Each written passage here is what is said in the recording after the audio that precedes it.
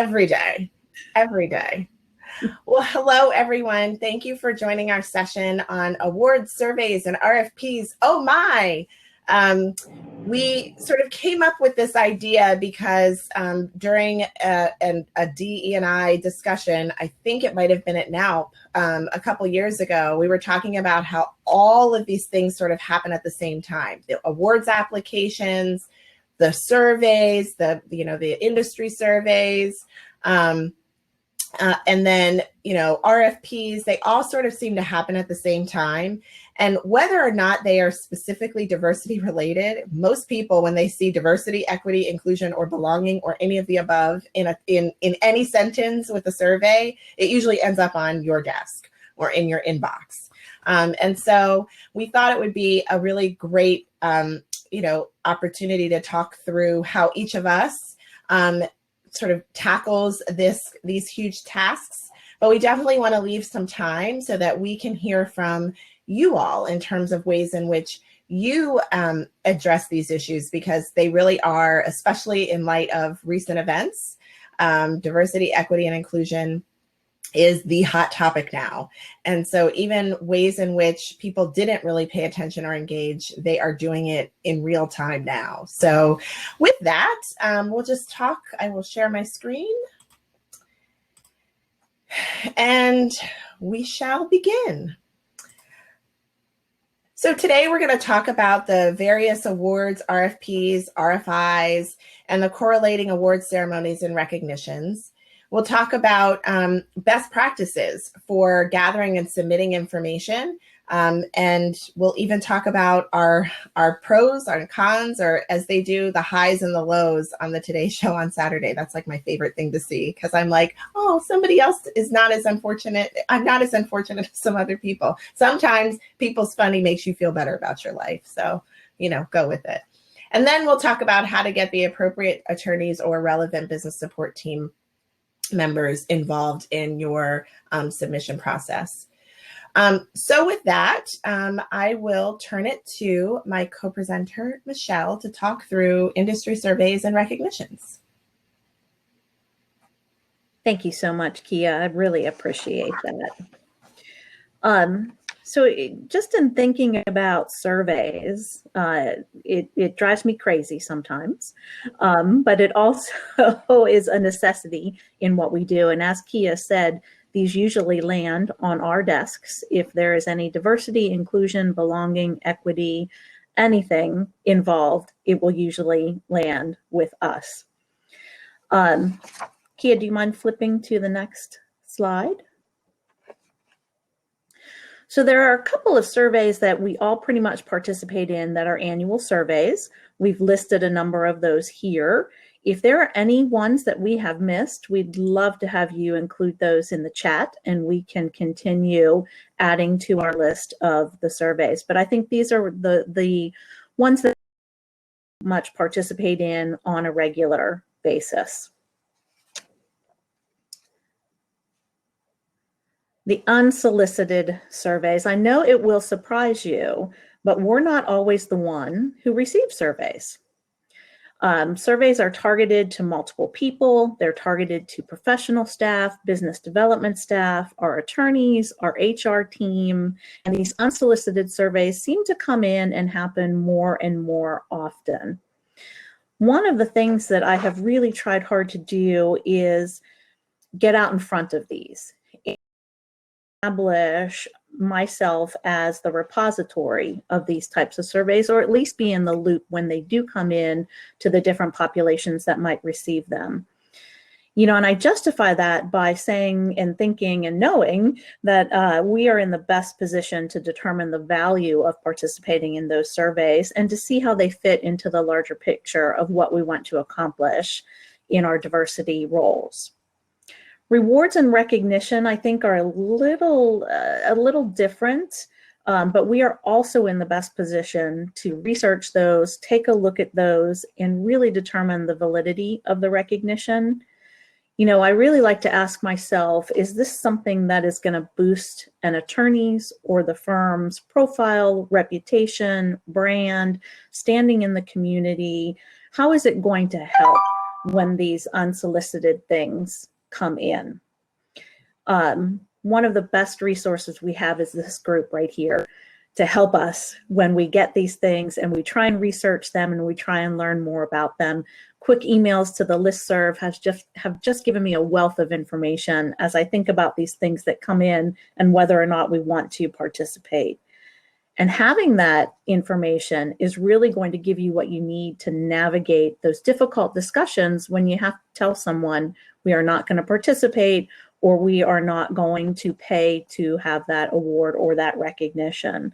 So doing your due diligence, checking in with your tribe, as Corey likes to say, and also making sure you kind of understand the implications and that someone may be very excited by this, but it is just, once again, it's not the best for the firm's profile or their own personal brand. It's not always an advantage to pay to be recognized, and it doesn't always guarantee you a spot on the list. If I can just quickly add, Michelle, because I know we talked about, the navigating the peer pressure piece and getting all of the information, but sometimes you'll get people who are insistent upon doing these surveys or doing these recognitions regardless. And, at the end of the day, unless it's going to be something that's incredibly detrimental, sometimes just the goodwill with people is worth more than, just not doing it. And especially when it's a situation where there's so many top 40 under 40, right? And one attorney at the firm hears that their friend at a competitor firm is on the list, so then they want to be on the list. And it's just sometimes it's one of those things where you just have to eat it and deal with it. But I think a lot of times, particularly when it's the ones that are sort of firm focused, it's a lot easier to sort of navigate that through information and letting people know that at the end of the day, it's really not going to be helpful for us to join. Yeah, and we will talk a little bit later about sort of building those relationships with your colleagues in other departments. And I will often call on my colleagues in our marketing and our business development team to help me deliver those messages. Because sometimes it sounds better coming from someone who is helping you with your efforts, really saying, you don't need to have this on your profile. But you're right, Kia, sometimes it's just a really great gesture of goodwill to have those recognitions. One point that I do want to make is anytime something unsolicited does come in, I always make a point or make an effort to reach out to the creators of those particular surveys. And I'll do it first by email, and then I will follow up with a phone call as well, because I want to now become their point of contact. So I want to be the one that is starting to receive that information and, being able to head it off at the pass if I have to. And I also want to know where their data comes from, because sometimes if you not to participate, they're using outdated firm statistics or they're guessing from pictures on your website. So it's really important to understand their methodology, where they're going to receive their data, and what implications there might be for not participating. That may sometimes change your thinking into actually having to participate in that survey. Absolutely. All right. So our next topic, client requests. We get a lot of them, and I think we all probably get a lot more of them now in light of some of the recent events. And they come in all different forms, whether it's current clients that, you sort of know you're always going to get their quarterly reports that you have to fill out and submit. Lately, the ones that we sort of always do have sort of morphed into these requests for information that are so much more detailed. And so it's, we have to navigate that too. The other piece, very similar to what Michelle just discussed, that doesn't always just come to you. It may come to the business development team, the client development team, the marketing team. And, it may, again, there's one section that it references diversity and inclusion, but somehow you get the entire request. So you have to look at how you're going to respond, what's appropriate for your team to handle, and then make sure that you sort of have the appropriate, which I do it at our firm, is who's the client development team for this related client and the relationship partner. And then we'll, sort of the D&I team will make sure that we've got our information that's necessary included, and then send it back and say, hey guys, this is the rest of the stuff that you have to fill out. Now, if we're the recipient of it, then oftentimes we'll also be the person that ultimately submits the final product. It only makes sense in many cases. The other reason that I like to sort of maintain that is because oftentimes people will get information from an old survey, or they'll get old information from a spreadsheet that they got, were able to gather. Sorry about that. A spreadsheet that they were able to sort of pull together 6-7 months ago.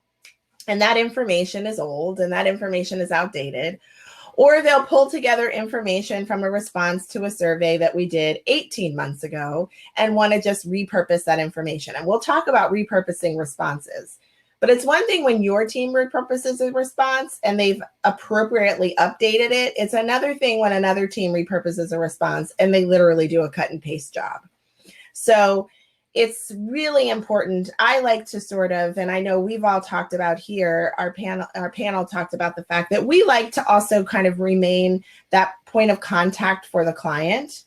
And or if somebody else gets the survey, sends it to us, we use that as an opportunity to establish a point of contact relationship with the client as well. So that when these kinds of questions that are diversity related come back around, we can be the person that actually answers it and not somebody who has an old spreadsheet from months ago or cut and paste from responses 18 months ago. It also sort of secures that situation where, somebody wants you to verify a response or just, sign off on a response. And I don't know how many times you all have seen it, but I'll look at something and I'm like, where did you get this? Who gave you this? Like, we would never write something like this. And I can't sign off on responses like that under the guise of, oh, well, we got it from our DE&I department. No, you won't say that. So at least if our team has actually had some contact with the client, oftentimes we can make sure that the information that's shared is accurate. Kia, I just would like to add a point, yes, if you don't mind. One of the things that has been happening more and more often, at least in the work that I've been doing, is actually being in the room. Mm-hmm. and the BD team and the attorneys that are involved for the actual meeting. And that's something that has really started to pick up and has really, I would say, happened over the last year or so. I'm delighted because who can best talk about your efforts but you? And it's just a wonderful acknowledgement of the work that we do and the positions that we are holding in our firms, that now we are actually able to go in front of the clients and talk about our efforts and our plans and our goals and our metrics. So that's, I think, has been a development over about the last year or so. And I guess the one other thing that I would also add is the importance of establishing sort of protocols with the different teams and how you handle these kinds of requests. Because as I mentioned, unless you have sort of a formal, system for this, the people can get responses from all over the place. And so the one thing that I, really think is an important thing is sort of when you get these requests, who do you go to? How is the information gathered and submitted? And it just makes it easier for all of the parties involved, just because, again, you being the diversity team may not be the only point of contact. So establishing protocols for how you'll respond to questions that come in from clients is, I think, a really important thing to do. So with that, we'll talk about our awards ceremonies and recognitions. Thanks, Kia. Again, what Michelle and Kia have mentioned in terms of making sure that you're the contact person for the client is key. Making sure that they go to you with questions and building that relationship is key. So as we go through these bullet points with regards to awards, ceremonies, and recognitions, I want to recognize that, again, some of these are owned by DEI, and then others come by way of marketing or other business groups at the firm. So we'll talk about, there are situations where it's the firm or the attorney being recognized as a result of a submission. Sometimes a client is being recognized, and then we have those kind of must-attend awards. Determining key stakeholders is obviously important. Where is the ask coming from? Who's attended in the past? The first thing I do, especially when it's either a new organization or award, is look at the board of directors for the organization. I think it's really important to identify any client connections. It demonstrates that you're thinking, that you're trying to be strategic, and ensuring that you get the most bang for your buck in terms of exposure. Reviewing the calendar for upcoming events is obviously equally important. It's helpful to have a spreadsheet for awards and recognitions, including the ones that are coming annually. Obviously, it's also key for budgeting. It's helpful to also keep in mind, we had spoken before about maybe some of these pay-to-play opportunities not being the right ones for your attorneys, and then linking with marketing to talk about that. Some of these awards, it doesn't make sense to send the person who wants to go. So you want to make sure that you have a conversation with marketing in terms of ensuring that, again, this person has other opportunities, and you can look down on the calendar and say, well, this is not the right opportunity, but there's this one coming up in the fall, which makes more sense in terms of, again, aligning the firm's needs and the client's needs. Reviewing ROI and prioritizing the contribution. Again, it's important to distinguish between the ones that we are doing versus the ones that other people are responsible for. We send out surveys after our awards and after our client interactions to make sure that we've gotten connections. Then we look at that information and say, okay, has any business developed out of that connection? Or have we been able to further other relationships from that connection? Like everything else, I find that you need a compelling story for spend on DEI. And what I've also done is gone to our accounting group and looked at the spend and firm contributions in different spaces and for different awards. Because again, I can better than kind of arm myself with that data to say, okay, this is something that we need to support. And I see that you've supported, these other organizations. So that's also really helpful in terms of, again, going to other departments for information to assist you with these initiatives. And handling internal pressures.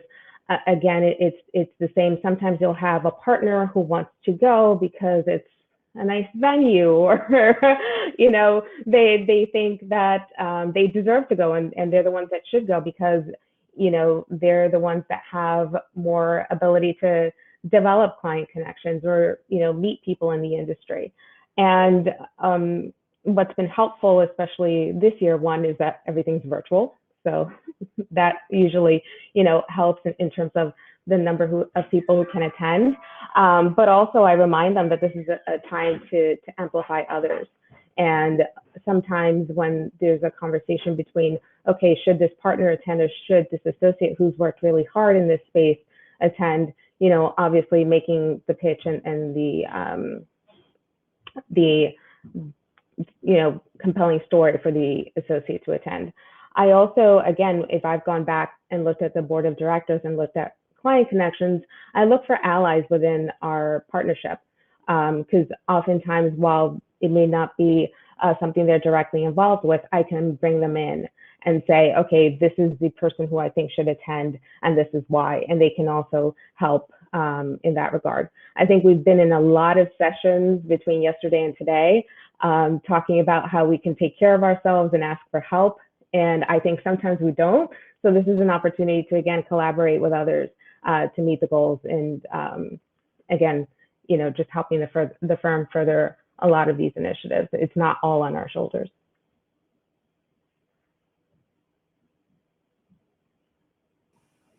And what a perfect segue into collaboration. And it really does take a team effort to get all of this done. I've got a team of 1.5. So I need to pull in help from anywhere that I can get it when we're talking about surveys and when we're talking about pulling data from different places. So I really need to rely on others to help me get everything done. And what I've always liked to do is talk to people. Say, I need your help. This is why. This is what it might look like. This is the importance of why we need to do this. Let's all work together. Let's be on this team to get it all done and to make sure it's the best product possible. Luckily in the way we're structured, we have managing directors that sit within each practice group. So those are my first line of defense. And those are the folks that really help me as we look for information and as we gather information for surveys, and also our HR team as well. So it is definitely a joint effort, and it's definitely something that we all have to pull together to get it all done. Building those partnerships, I think, has allowed me to ask above and beyond sometimes when a request comes in that needs a very quick turnaround. Or when a survey that unexpectedly comes in and we need a very quick turnaround too. I've built those relationships and I've built those partnerships that help me do that. So really getting that buy-in up front, talking about the education process around it and why it's so important that we're involved in this really helps rally the team and recognize why it's so important to get done. And that recognition piece is key as well. We have quarterly staff meetings, and I do a report for each quarterly meeting of the surveys that we've participated in, the RFPs, RFIs that we've participated in, and I also list all of the people that helped me from our business services staff. And that really goes a long way to fostering those partnerships and those collaborations. And it's really gone a long way into getting folks to help me when I need the help to get it all done. So that circling back, sharing the final end product and talking to people about their contributions, it's just a special touch that people agree or that people really appreciate.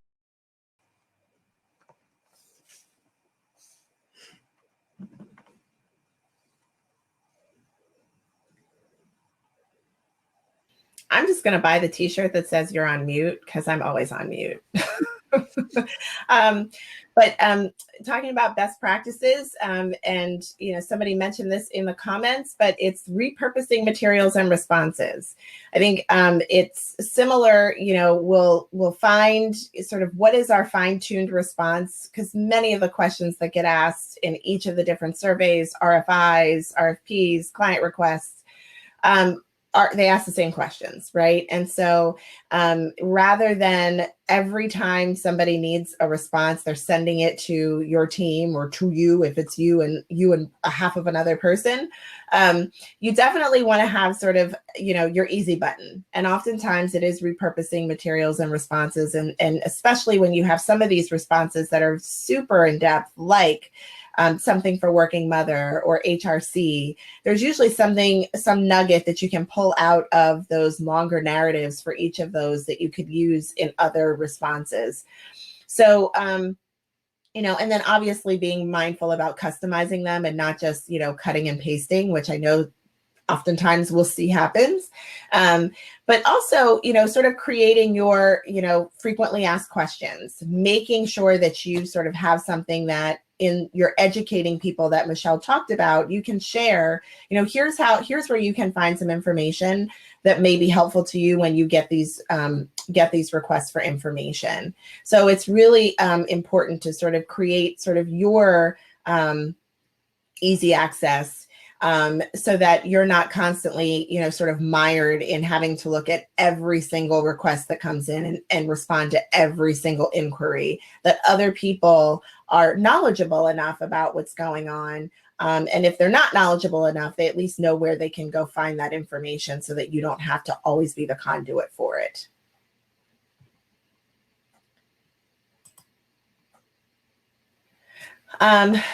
And I think that, Michelle touched on this before, but the importance of collaboration. I think that's what this entire discussion has been about, understanding what you need, who has it, and then how you'll get the information and how it will be given back to you.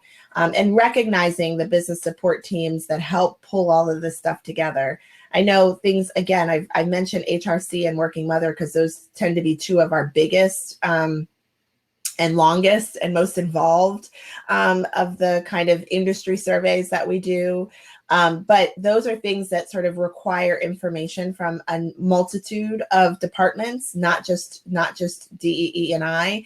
And so it's important to, again, educate folks, and also important to have those folks on your team so that they know when when you're asking for this information, they're willing to be collaborators with you on that.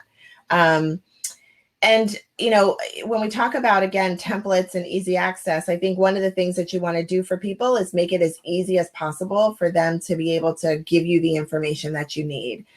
So whether it's providing them with the response that you used last year so that they have some framework from which to base their response this year, I think that's super helpful. Giving them plenty of time, understanding that you have to, you're going to have to, spend some time, and we'll get to that later. But, just making sure you make this as easy a process as possible. And again, it starts with the educating everybody and making them aware, but also making the information easily accessible.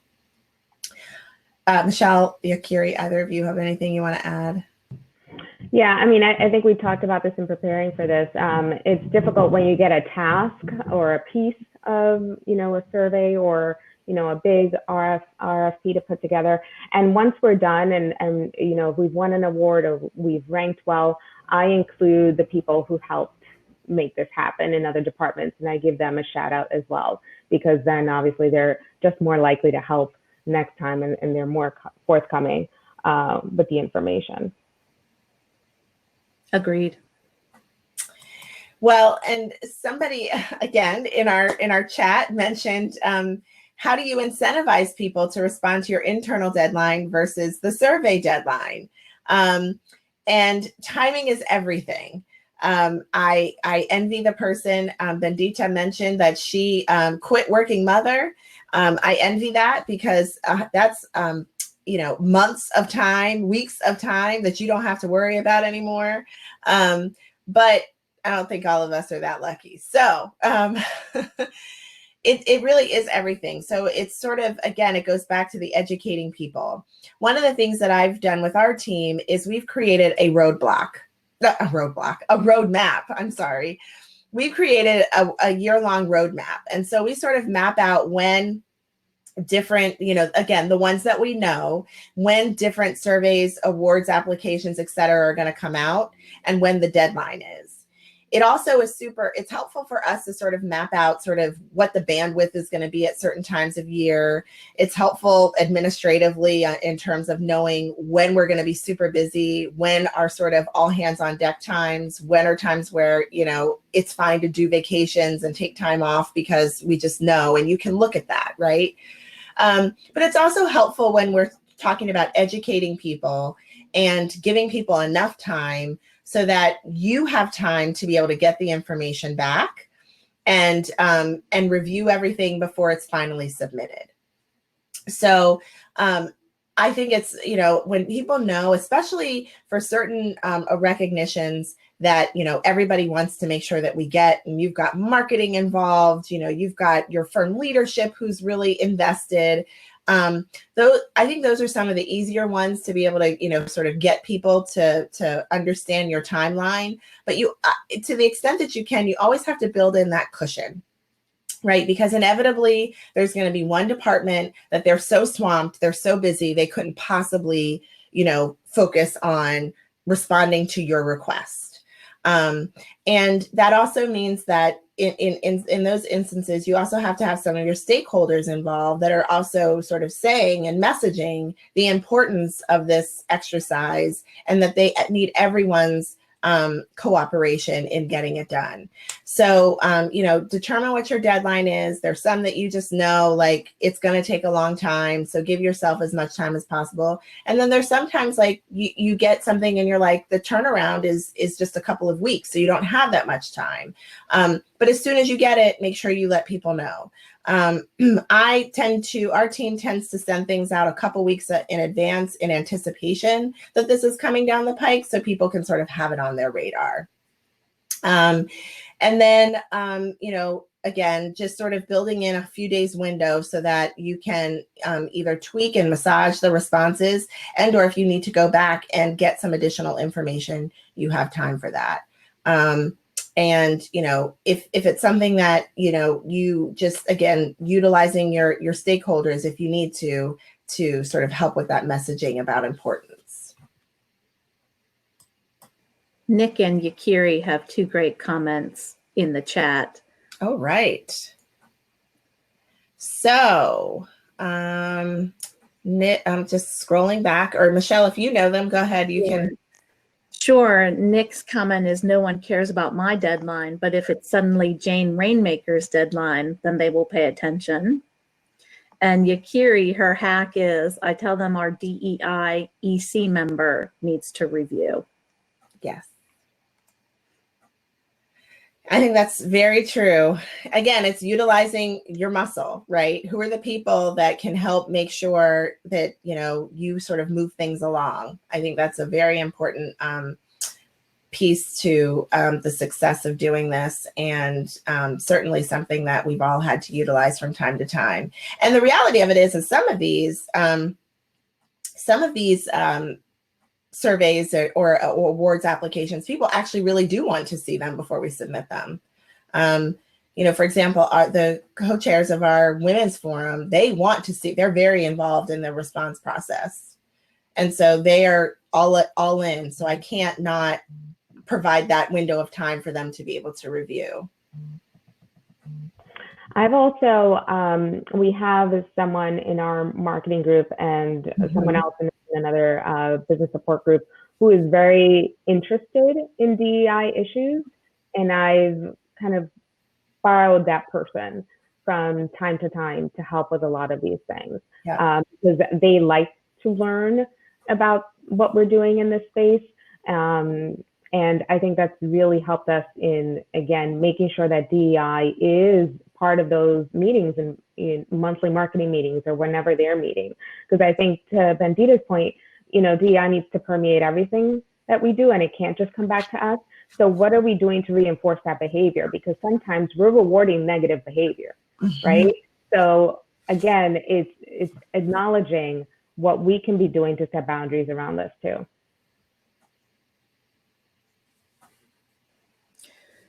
As we were meeting last week to talk, we all got the NALP job bulletin for a survey and awards manager at Fenwick. And I'm not sure if we have any Fenwick colleagues as part of this program, but it popped up as we were discussing our program and how interesting it was that they're, seeking someone to lead their survey and awards programs as part of the team. And we talked a little bit about how, will this become a trend?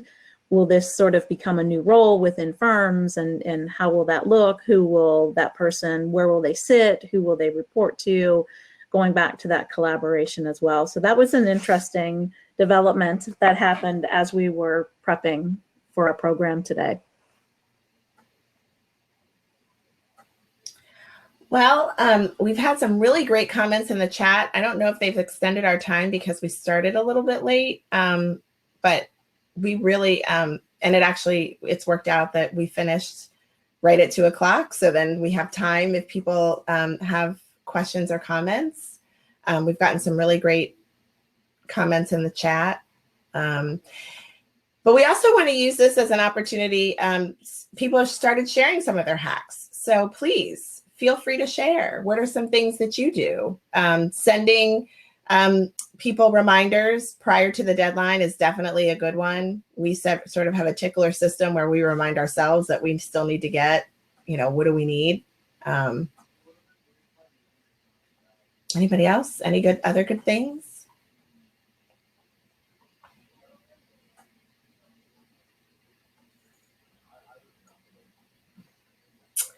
Well, if anybody has any, oh, great. Okay. Ignore. if this is like the day of like, really, no one ever pings me like when I'm doing something. And then today it's like, hey, phone ring. I am. So if anybody has questions about any of these things or would like to talk with us more about sort of things that we've done that have worked, please don't hesitate to reach out. We're happy to chat and enjoy. Go to your network and talk amongst yourselves. And I'm sure that we will get limousined back into the next session. So thank you, everyone, for joining us. Everyone. Thank you.